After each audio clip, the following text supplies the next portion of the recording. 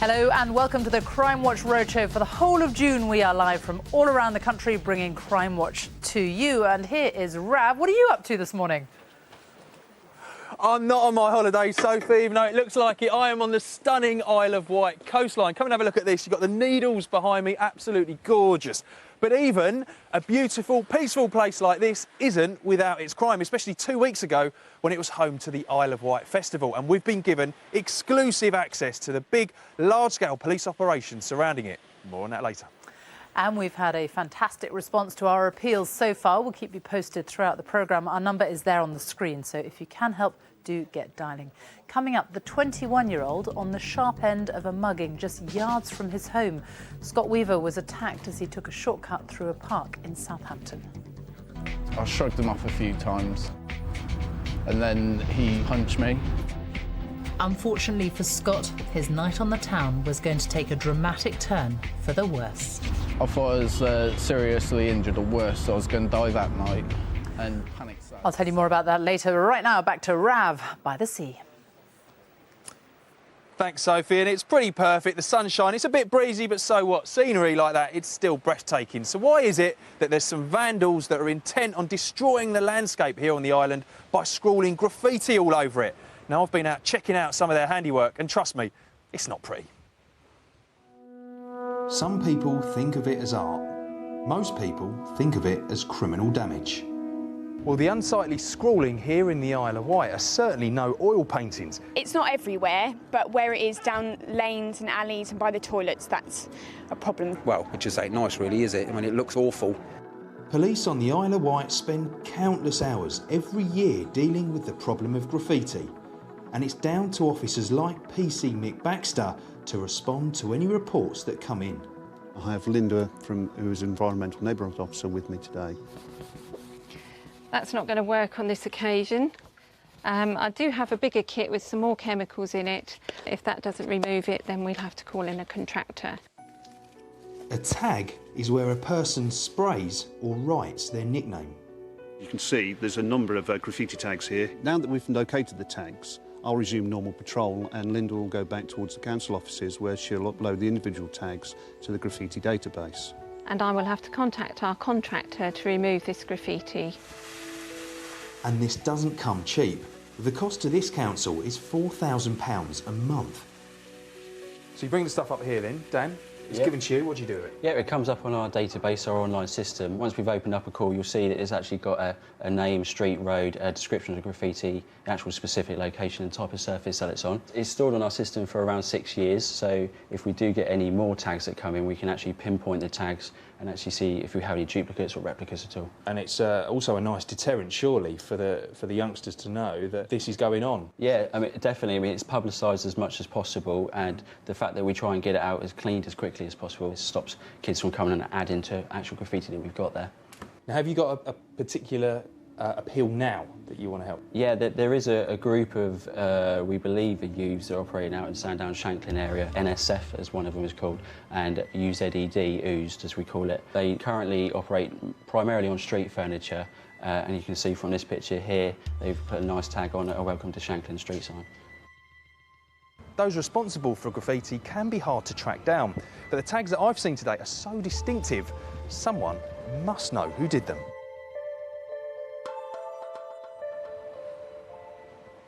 And with me now is Inspector Paul Saville from Hampshire Police, and you're looking into this problem of tagging. And do you think it's likely that someone from the local area has done this?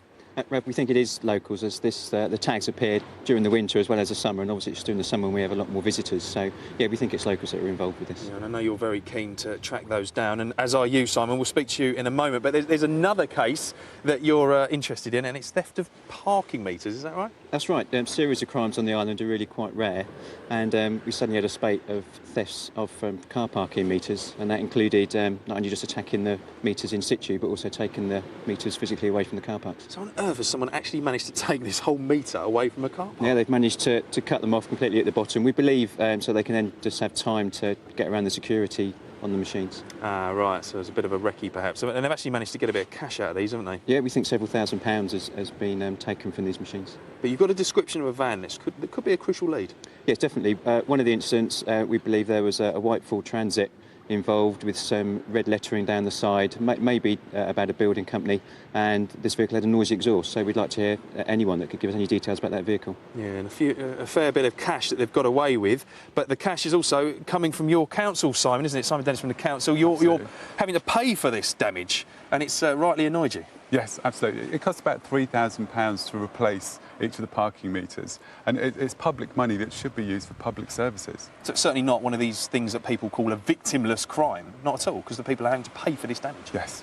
And also the graffiti as well is something that you're paying for as well. Yeah, the graffiti is costing the local authority about £4,000 a month. And the last 3 months we've had nearly 300 graffiti tags across the Isle of Wight. 300 tags? Yeah. A massive amount. Now, I know that you're very keen because you're promoting the Isle of Wight to the tourists as well that come here, and you want it to be clean for them, and you want to clean it up and clean up the streets. So if you can help, please get on the phone and give us a call. They might seem small crimes, but they're certainly not to these people. We'd love to hear from you. Rav, thank you very much. We'll be back on the island later to find out how police coped with 50,000 revellers descending for the Isle of Wight festival. Also coming up on this morning's show, the 21-year-old man stabbed on his way home from a party in the centre of Southampton. His attacker is still on the loose, and we need your help to catch him. Here's the actual 999 call. And where were you attacked? In the park, it's near Commercial Road. Some guy pulled a knife on me. It's cut my shirt and part of my chest. We're joined too by our correspondent, Damon Embling. Good morning, Damon. Good morning, Sophie, from the Isle of Wight. I'll be telling you about the Isle of Wight festival goer who lost years of memories when thieves broke into their home and stole irreplaceable photos. We'll have all the clues to help get them back a bit later on. And also in the studio is our detective from the Met, D.I. Jane Corrigan. She is after a man behind a brutal attack in Bromley. We've got his face. All we need now is a name. And also, will you know any of our wanted faces today? Here they all are. They could be anywhere in the UK. More on them in a moment. But first, keep your eyes peeled for some criminals caught on camera. Tesco's in Croydon Road, Beckenham, and these three lads are hanging around the cash machine like vultures. As this elderly gentleman approaches, they check him out. The guy with a maroon top and baseball hat pretends to use the machine. He then walks away. As the victim puts his card in the machine, the youth returns, causing our victim to become confused. While his mates act as lookouts, he then lunges over and takes the card. If you know where they're hiding this morning, call us with names. We're at a BP garage in Peckham, London, and the driver is filling up with petrol. His two female passengers decide to do a little filling up of their own in the garage shop. They nick several bottles of pop and some sweets. Be careful, ladies, that's a lot of E-numbers. If you know the women with the sweet tooth, pick up the phone. Something rotten in the state of Denmark, said Shakespeare in one of his plays. Maybe he should have said London. We're at the Globe Theatre, and this group are enjoying a drink. Look at the two men entering on the right of your screen. No winter of discontent for these two. They hover, pretending to talk, whilst eyeballing the handbag on the floor. The bloke in the black jacket tries to hook it with his foot. No luck this time as he nearly gets caught. He waits, but he's impatient and blatantly bends down, picks it up, and the two walk out. Who are these characters? We need to know their names. We're inside Coral's Bookies in Peckham, London, and this geezer has put money on a sure bet. Or has he? He looks on in hope, but it starts to go wrong, and he's not happy. He rants and raves to other punters before picking up a chair and putting it on a table. It all gets too much for him, and he lobs a chair, causing damage before racing out of the door. Let's raise the odds of finding this gent. Call us if you know his name. Please do call if you have spotted anyone you know. The number's there on the screen now. Now, we return to a case we featured 3 weeks ago, a shocking robbery in which a pub landlord in Manchester was left for dead. Much of what happened in the car park was caught on CCTV, and although police have had some promising leads, they still really do need your help. Take another look at the reconstruction and call if you know who did it. Back in January at the Golden Lion pub in Swinton, and a silver car pulls up in the car park. 2 hours later, and pub landlord Jonathan is off to bank the takings. As he gets into the car, Jonathan is set on by 3 masked men. I just realised the best thing that I could do was to get help here as quickly as possible. I pressed the alarm and then I went to the phone to ring the police. I managed to push the door, or I can't quite remember what I hit, but I hit something solid and pushed it. So I took my opportunity to just dive out the car and start running back towards the pub. And the first thing I came aware of was a car engine starting, and my first instinct was relief because I thought I'd made it. I thought I'd gotten away. And it wasn't until I heard the kind of roar of the engine behind me I became aware of it bearing down on me. I wasn't actually aware of it coming straight at me until I was hit. My foot was dragged underneath the front of the car and the rest of me was dragged over the back of the bonnet. And I was just thrown forward off the car.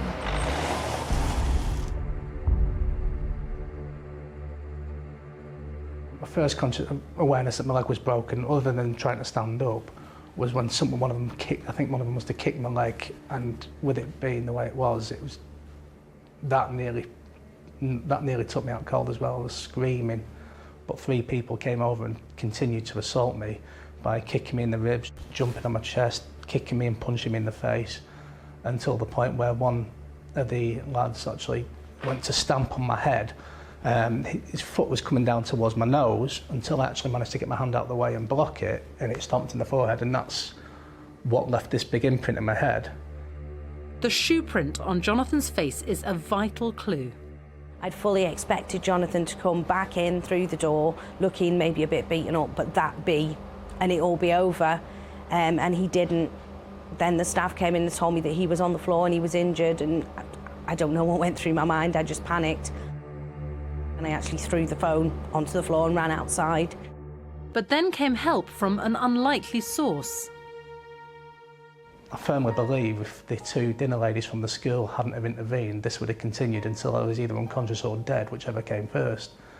So to them I do have a big thank you to say. After the attack had finished, my only instinct was to stay awake until help came, and my staff finally managed to get out of the building and came to make sure I was okay.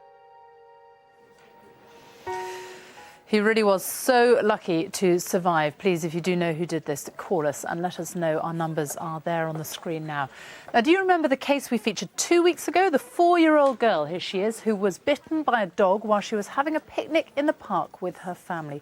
Well, since our appeal, police have arrested and interviewed a man in relation to this incident, and the investigation is moving forward. We have also had lots and lots of calls from people wanting to help Dennis, the man who we featured yesterday. His 5 precious classic cars were set on fire by arsonists, and we have had calls from people who want to donate parts to help him restore them, and someone has even offered to give him a car. That's very kind. Thank you very much for everyone who called in. Now, I just need to tell you about one of our wanted faces that we showed on Monday. The police had told us they were looking for Craig Thorpe in connection with possession of Class A drugs.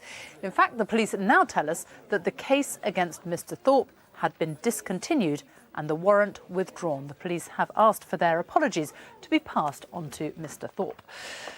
Some more of our most wanted faces today, though. Do you recognise any of them? They are all wanted by police and could be anywhere in the UK. First up is 26-year-old Jahid Mia. He's wanted in connection with a serious sexual assault. If you have spotted him lately, call us this morning. Number 2, Nicholas Prince, is wanted by police for breach of his suspended sentence for theft. They also want to talk to him in connection with driving off without paying for petrol. He has extensive tattoos, one with the word Princey on his left arm. Where is he? Number 3, have you seen this man? He is 41-year-old Christian Perry. A warrant was issued in 2004 and he hasn't been seen since. He has the name Bradley tattooed around his stomach area. Do you know where he is? And face number 4. Gary Calderbank is wanted by police for breach of his court order, which he received for wounding. He is of medium build and has a panther head tattoo on his left arm. If you know where he or any of the others are, do call or text. The numbers are there on screen. Still to come, will you know the man who attacked Scott Weaver with a knife? It happened just yards from his home, and we need your help to find a man in the hoodie. First though, Rav. Now, the Isle of Wight, it's home to 133,000 people and just 200 police officers. For most of the year, it's pretty peaceful here, but for one weekend in June, it's a different story. Now, our cameras have been given unique behind-the-scenes access to the large policing operation surrounding the Isle of Wight Festival.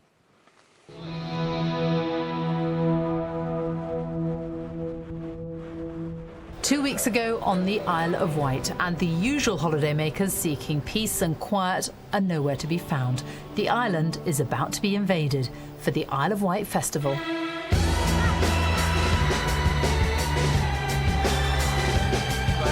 "50,000 people take the ferry across the water, bringing an estimated £11 million to the local economy. It draws bands, revellers and music lovers from all over Britain, completely transforming life for its residents. You get a lot of people from the big old scary mainland, and yeah, it's a bit of a laugh, really.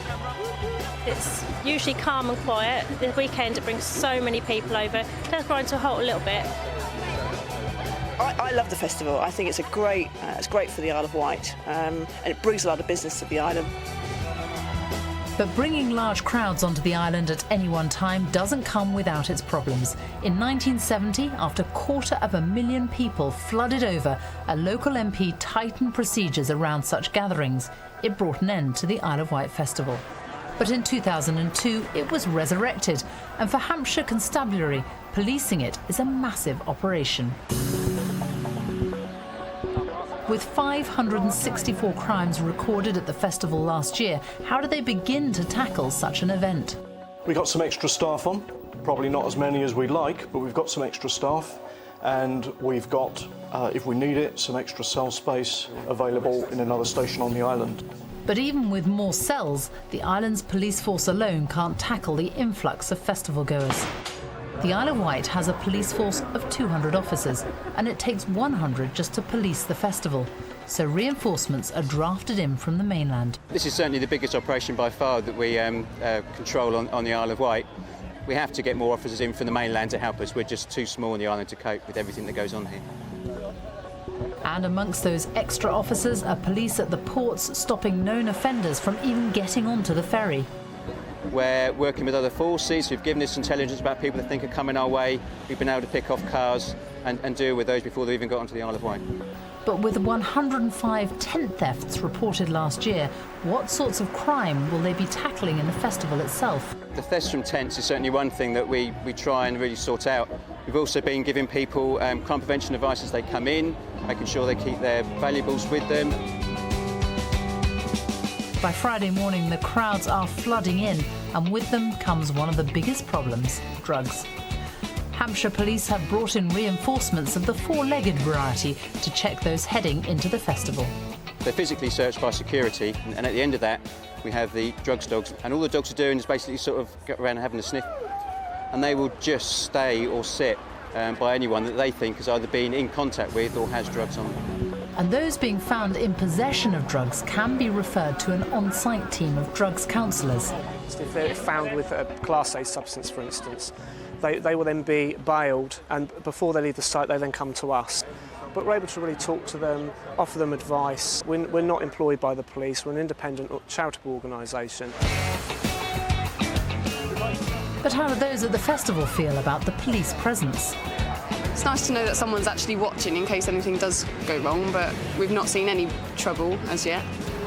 There's a heavier police presence than last year, but that's probably a good thing. And what about those living on the edge of the festival? One of the main trouble spots is Fairley Road, which leads from the festival into the town. And PC Keith Hayward is tasked with running a mobile police unit there. It's now Friday lunchtime, and over the whole weekend this police office is open from 10 in the morning till 8 in the evening. There'll be plenty of us out on our bikes and doing patrols in and around the Fairley ward, on the campsites, and around in Newport Town as well. But despite the police efforts, there are still a few incidents of revellers behaving badly. Last year we had 4 bits of rubbish over the wall, that was all, out of like 60,000 people every day. So we're really pleased. A couple of years ago we had a couple go through our garden at the very back, but it was just very, they were just trying to find a shortcut through. But no, I wouldn't say we haven't had any major trouble. Opposite our house has become like a little bit of a public convenience, and I said I don't mind the odd one or two people popping in for a wee or whatever, but when they become sort of queuing at the door, it becomes a bit much. The festival is in full swing, and it seems the police have everything in hand. All that's left to do is to enjoy the rest of the weekend, and even the police are joining in. I'm off duty today, and I'm going to the festival myself as a festival goer, and looking forward to it. It's my first time. Now, sadly for me, the festival has finished. I've just missed out, but Sergeant Dave Steele, you were there, heavily involved in the operation, so how did it go? That's right. It went very well. We're really pleased with the crime and drugs disruption plan that we utilised at the event this year.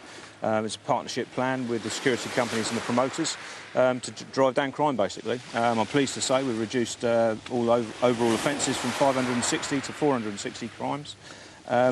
230 of those were for drugs offences from a structured operation that we ran within the project, and 26 of those were possession of intent to supply and 74 for possession of Class A. I'm pleased to say the festival goers blight, thefts from tents, was reduced by a third on the event as well, with that sort of partnership working with those companies. It was fantastic. Wow, there's some pretty good figures there. You've really reduced the amount of reported crime massively. Yeah, absolutely. Like 20%, that is, thereabouts. Yeah. And thefts as well, because thefts from tents is quite big business normally, isn't it? And you've managed to get those down as well. Yeah, there's groups of well-organised criminals that target festivals, and really their only intention is making everybody's life a misery. We worked really hard with the security companies, come up with some very different tactics each year to try and disrupt that.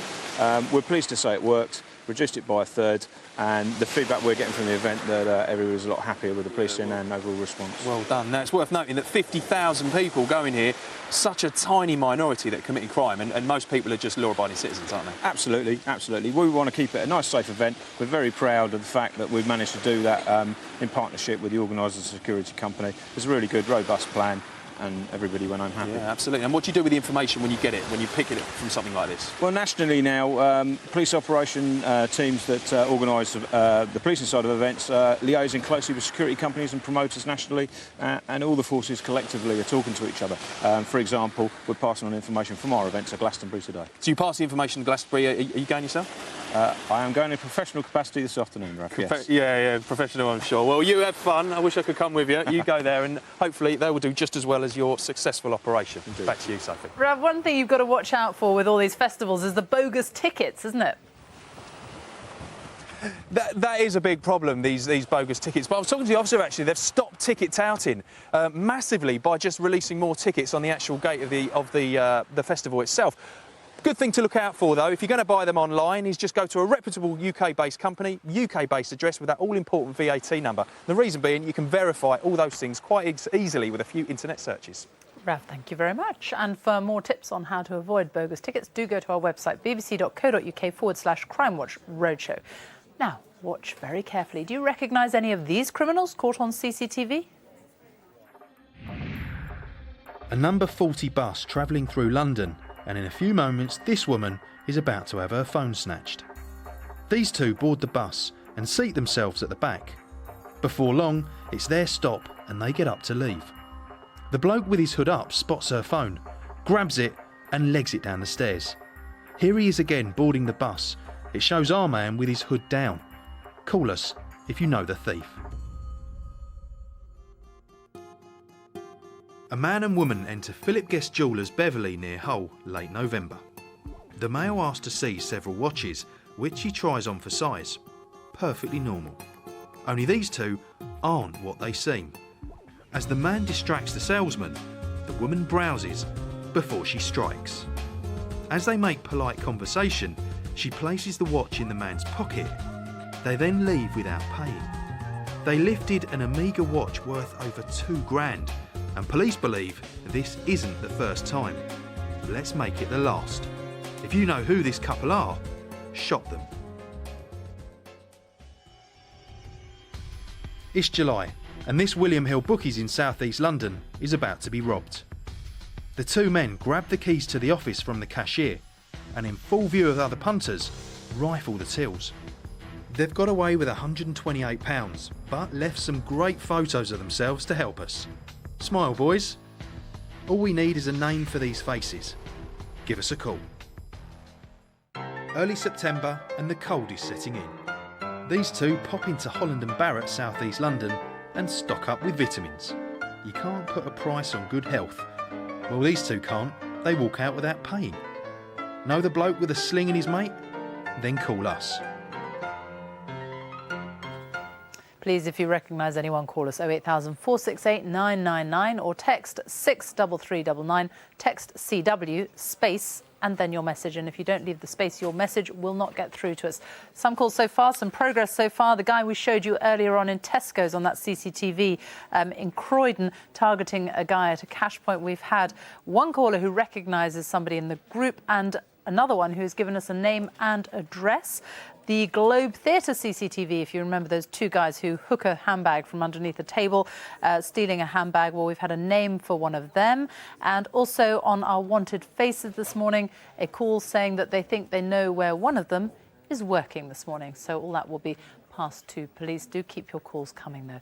Right now, I'm joined in the studio by DI Jane Corrigan, and she really does need your help to track down a man responsible for a brutal attack in Bromley in South London. Good morning. So tell us what's happened. Sophie. Sophie, this was a dreadful attack. It happened on Good Friday over the Easter holiday, the 10th of April in Bromley. The victim had been in a pub called The Partridge in the High Street, just having a drink.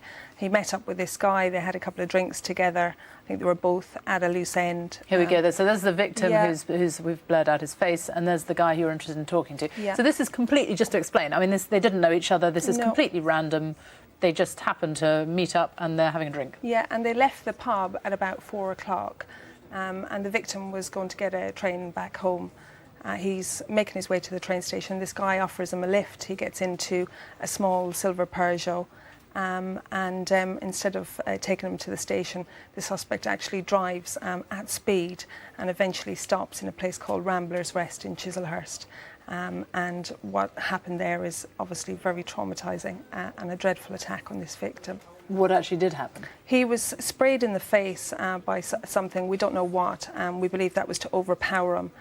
He was then beaten, and what was to happen next, we believe, was going to be a sexual assault.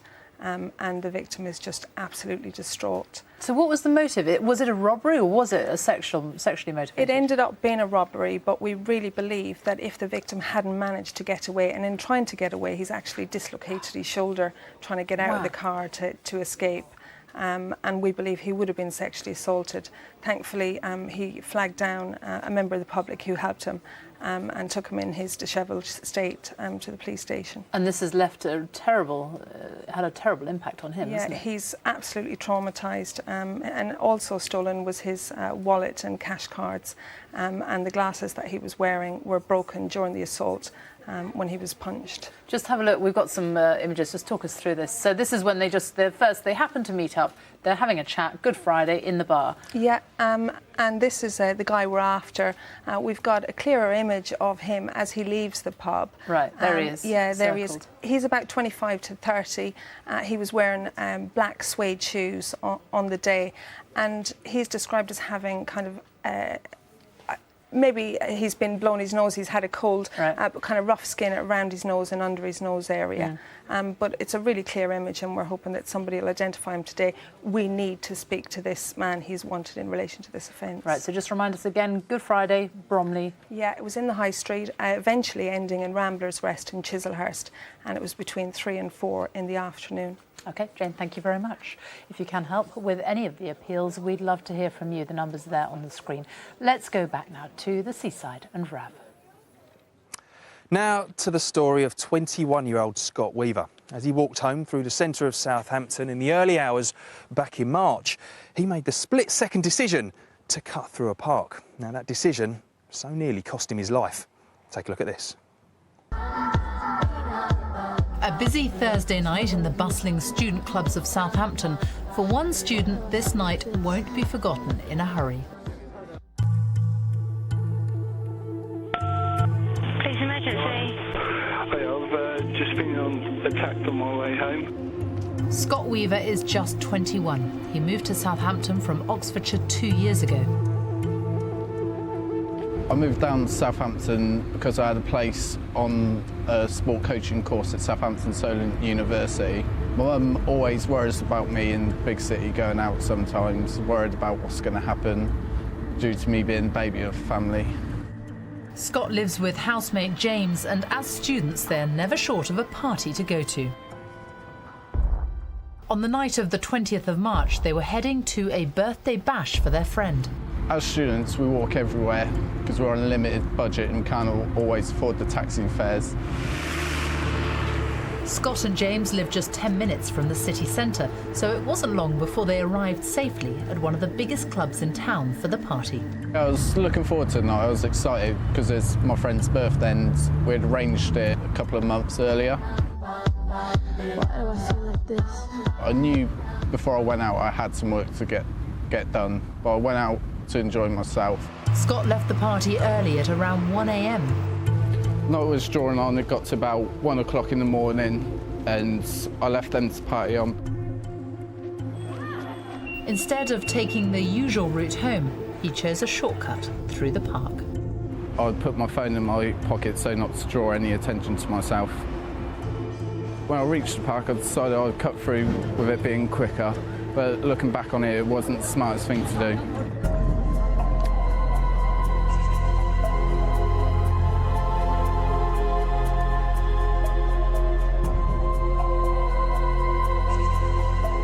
When the guy approached me, he blocked my path. He asked me for my wallet and phone. I shrugged him off a few times, and then he punched me.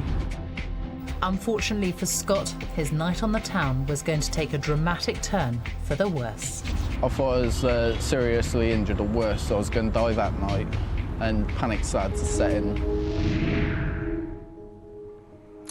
Well, later we'll find out the extreme measures the mugger was prepared to take in order to steal his mobile phone and wallet. And I'll be joined by DC Russell Bennett, who'll be bringing us the clues, which we hope will help you catch him.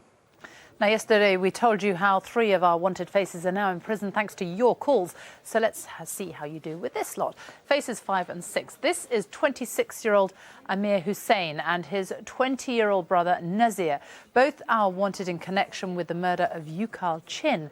They are believed to be members of the Gooch gang that were responsible for Yukal's murder in 2007. Now, this was the biggest gang trial Greater Manchester Police have ever been involved in, and it resulted in 11 members of the gang being convicted for various crimes that led to the murders of Yukal and another man. It's important to stress that these 2 are only wanted in connection with Yukal's murder. If you can help, please do call. Face number 7 this morning. Where is Patrick Morley? Morley has not been seen since 2006, when a warrant was issued at Burnley Crown Court for assault. Have you seen him? And face number 8. Paul Duffy is wanted in connection with a serious sexual assault by Northumbrian police. He is believed to be travelling throughout the UK. If you know where he is, do let us know. If you've got any information on any of these faces, call us. The numbers are there on screen. Now, we've seen how the police cope with a massive influx of people for the festival on the Isle of Wight. And for one person, it resulted in a rather unusual crime. Here's Damon. For one festival goer, it was more the crime that was going on in her own home that she had to worry about. I'm joined now by Cassie West. Cassie, just tell us what happened when you got back. OK, well, we got back on the Sunday, came into the house and I noticed the back door had been left open and assumed we'd stupidly done it ourselves, and then realised there was glass all over the floor, and I realised that we'd been burgled. You had loads of electrical stuff stolen, including a massive television, but also some personal items were taken. Yes, we lost 2 laptops which had photos on from years ago up to now, and they can't be replaced, so... Fingers crossed we can help you get those back. I'm also joined here by PC Craig Turner, who's investigating this burglary. Craig, what's your appeal? This burglary happened in Brown Road in Portsmouth over the time of the festival. It's a busy, well-populated area, and this burglary, a large TV was taken. Somebody must have seen something. We're appealing to members of the public to get in contact with the police and help us catch these offenders and get some property back for the couple in this case. Busy summer holiday period, lots of people heading away. What's your advice about protecting our homes? Well, it's just basic common sense things. Make sure your windows are closed when you go out. If you're going away for a period of time, have a friend come in and clear your mail away, maybe open and close the curtains. And also in the day and age of websites such as Facebook and Twitter, keep the number of people that know you're going to be away to a minimum. So stop advertising the fact you're away? Yeah, basically. Craig, thanks very much indeed for that. A final word from Cassie. You did enjoy the Isle of Wight Festival, though, didn't you? Yes, it was awesome. Let's hope we can help catch the burglars that struck here in Portsmouth. Well, now back to Southampton, and Scott Weaver's night out on the town took a dramatic turn for the worse when he decided to take a shortcut. Here's what happened. Scott Weaver, a 21-year-old second-year student, was out for his friend's birthday on the 20th of March in Southampton. He had to leave the club early. Scott lives just 10 minutes from the city centre. On his way home at the last minute, Scott decided to take a shortcut through a small park area around the corner from his house, only to come face to face with a man in a hoodie demanding money. Police emergency. I've just been attacked on my way home. I kept shrugging him off as he was looking for my phone and wallet. As I shrugged him off once, he punched me in my face. Instinct told me to punch him back so I could get out of there as quick as possible. The mugger wasn't going to let Scott get away, and he pulled out a 4-inch knife.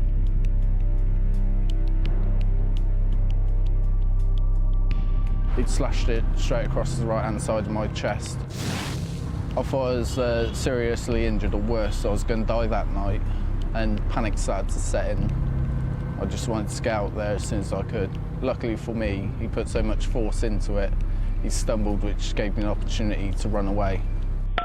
And where were you attacked? In the park, it's near Commercial Road. Some guy pulled a knife on me. It's cut my shirt and part of my chest. The knife ripped straight through Scott's shirt, leaving him with a 2-inch slash across his chest. He also sustained bruising to his face. DC Russell Bennett is on the case. We reacted to this incident as quickly as possible. We were aware that the offender may still be out there, so as soon as Scott had been seen by the paramedics, we took him back down to the park. Unfortunately, the offender had already made off. The police searched the park, but there was no sign of him. As the attack was still fresh in Scott's mind, he was able to give a full description. The guy who stabbed me was white. He's about 5'10", 6 foot. He hadn't shaven for a few days. He had a grey hoodie on with the hood up. His eyes were quite sunken into his head. He used a knife, which was a standard kitchen knife, to stab me with. This is one of the more serious incidents that we've dealt with recently. Knife crime in Southampton isn't as common as it is in another major city such as London. You still don't expect it to happen to you. It's shaken me up a lot. It's not my confidence, but I desperately want to find this guy before he does it to anyone else. Poor guy. The police have got a pretty detailed description, though, haven't they? They have, actually, and to tell us more is the officer investigating the case, DC Russell Bennett. Who would have done something like this? Clearly a desperate, violent individual who's after cash on the night, I would say. It seems he's pretty desperate for cash, and also, I mean, what right would anyone have to carry a kitchen knife around a park? Well, that's right, absolutely no right at all. None at all. So you're pretty desperate to catch him. Yes, we are. Now, we do have some clues to go on. Yes, You've got a pretty good e-fit, haven't you? Yes, I think we we can do. see that now. And perhaps you can talk us through the description that you've been given. The male we're looking for is white, in his late 20s, early 30s, about 6 foot tall. He was unshaven at the time, and he's got quite distinct sunken eyes. OK, so there's definitely something to go on there. And he's also described as wearing a hoodie, I believe. That's right. Now, add to that, you've even got some accent details, haven't you? Yeah, we believe he's a local man. He's got a Southampton accent, and that was described by Scott. So add those pieces together, you definitely got something here. What do you think could have been the motive then? We think cash, valuables, anything he could get his hands on really and resell pretty quickly. So you think a robbery then? We do definitely think a robbery, yes. OK. I mean, do you think poor old Scott was deliberately targeted then? I think Scott was unfortunate, yes. He was walking through the park. It was poorly lit that night. He was alone and he was heading towards student accommodation. And I think because the offender was quite possibly a local man, he would have known this. OK.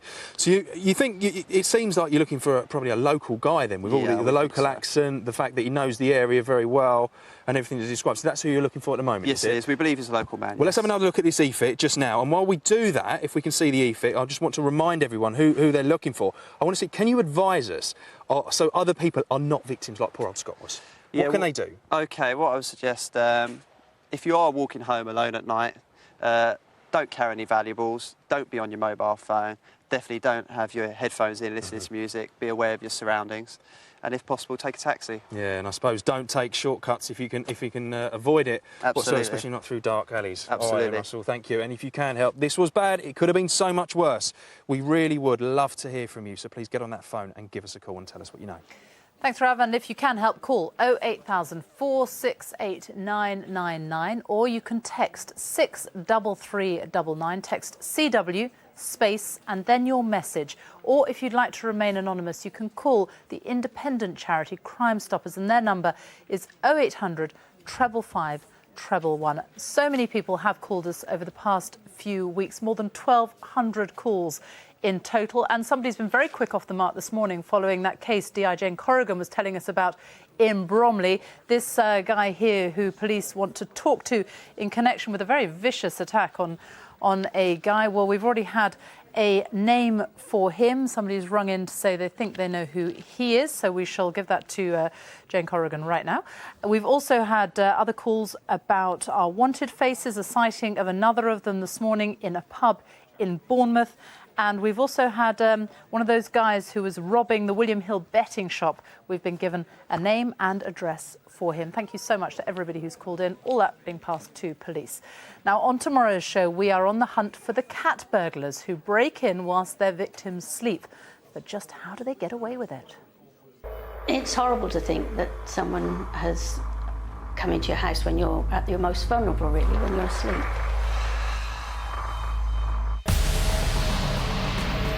I have to have my children safe, and if I don't feel safe, I can't make them safe.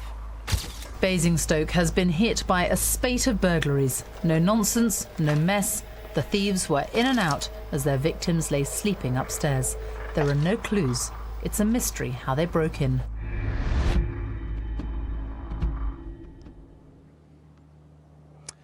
And tomorrow is our last show in this current series, and we'll be bringing you the results of all your calls so far, and we'll be out and about with Hampshire Police's newest secret weapon in the fight against antisocial behaviour. That's all on tomorrow's show. Please do keep your calls coming in. If you've got any information, we would love to hear from you. The lines are open all day. See you tomorrow, 9:15. Bye-bye.